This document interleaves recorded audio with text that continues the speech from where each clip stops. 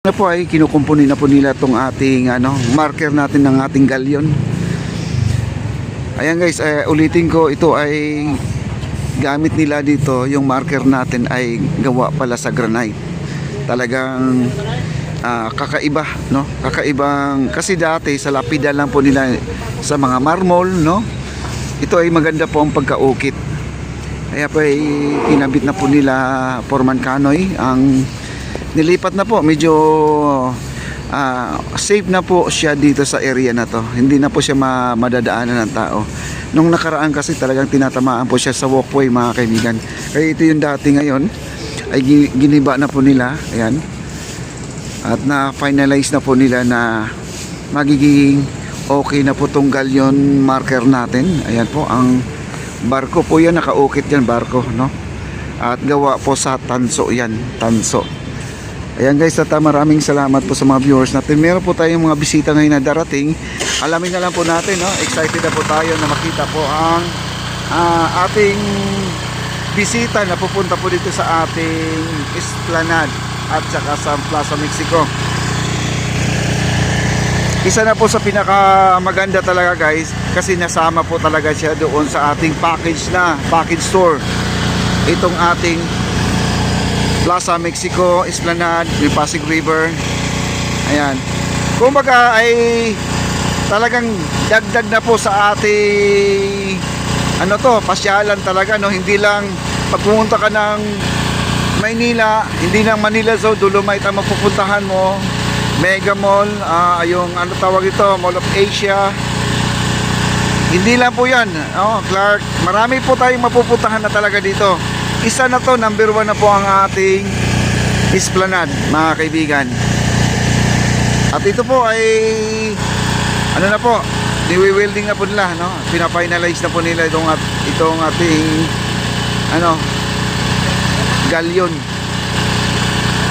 Ayan, no?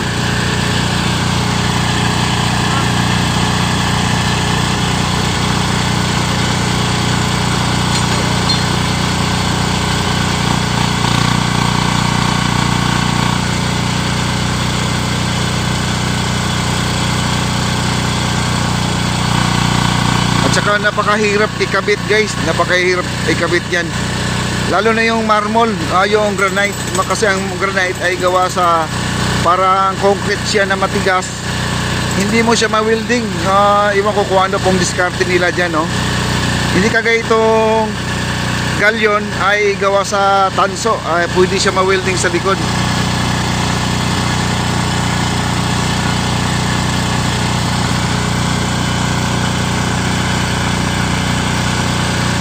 Ayan, bukas pangalawa ay magiging maayos na po ang ating plaza. At ang mga poste dito guys, meron na ring mga ilaw yung mga poste natin. Yung mga tinatawag dyan na ba tawag yan? Hindi, ang sabi daw nila, hindi spotlight. Ang spotlight kasi yung nasa baba lang. Ito yung floodlight, ang tinatawag na floodlight. Yan. Ano pa yun? Floodlight ito. Yan, ang floodlight. Pero ito, anong tawag dito guys? Ito. Yan. Anong tawag po yan? Okay. Tuloy-tuloy lang po tayo dito sa ating pag-update sa ating Plaza Mexico. Plaza Mexico. At sila Kuya Paul at minamadali na po nila itong ng area na to, no?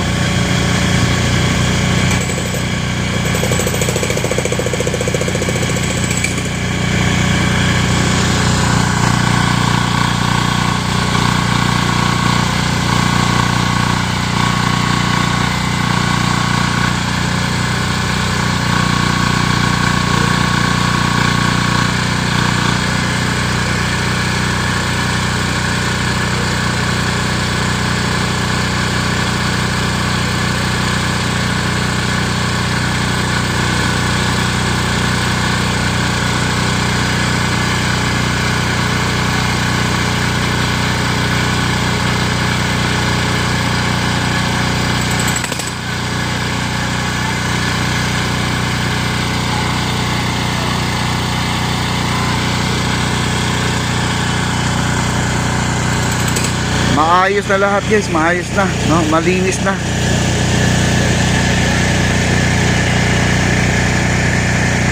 At doon naman guys ay yung pinagkakabitan ng tornilyo, kasi kanina lang ay naglagay na po sila ng ilaw dyan. Gumamit po sila ng boom truck para naman maikabit yung ilaw.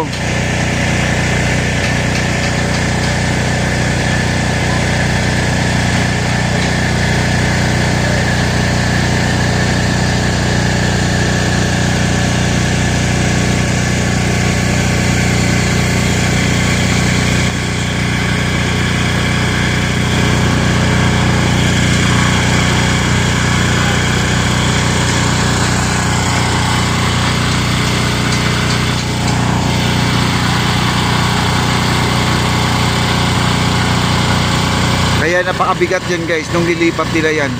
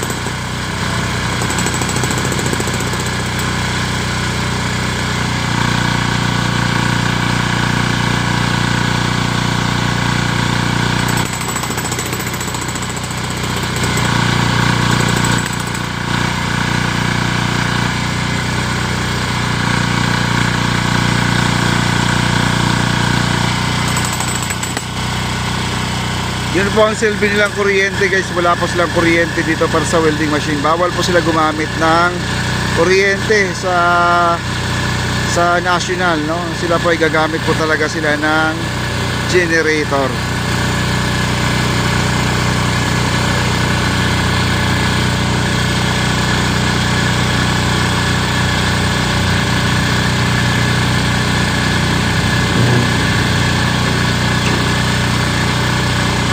Eh guys, naikabit na po niya.